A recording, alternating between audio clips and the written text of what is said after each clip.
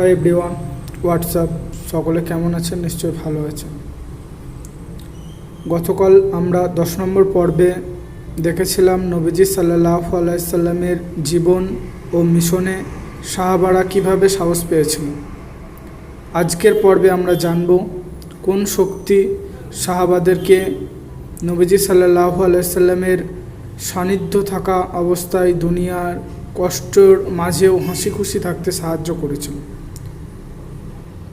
নবীজি সাল্লাল্লাহু আলাইহি সাল্লামের জীবনে যতই চ্যালেঞ্জ আসতো, সাহাবারা তার পাশে থাকতেন, কিন্তু তাদের সাহস ও সাহসিকতার জন্য নয়। তারা জানতো নবীজি সান্নিধ্যই তাদের হৃদয়ে আনন্দ ও শান্তি দান করত।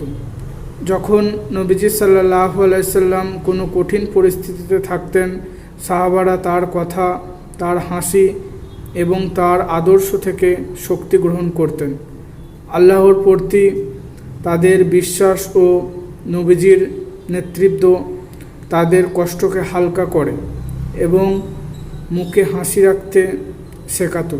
সাহাবারা দেখেছিল নবীজির সঙ্গে থাকা মানে শেখা নয়, বরং একটি শক্তি যা তাদের হৃদয়কে আলোকিত করে। বন্ধুরা, নবীজি সাল্লাল্লাহু আলাইহি সাল্লামের সান্নিধ্য এবং আল্লাহর প্রতি বিশ্বাস ছিল সাহাবাদের শক্তির মূল চাবিকাঠি।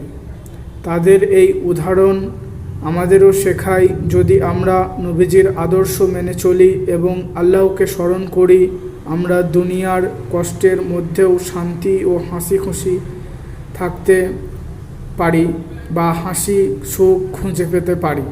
পরবর্তী পর্বে আমরা জানব নবীজি সাল্লাল্লাহু আলাইহি সাল্লাম ও সাহাবাদের জীবনের আরও এক অনুপ্রেরণামূলক শিক্ষা, যা আমাদের জীবনকে প্রেরণা যোগাতে পারে বা আমাদের জীবন পরিবর্তন করতে পারে। ইনশাআল্লাহ। সবাই ভালো থাকবেন।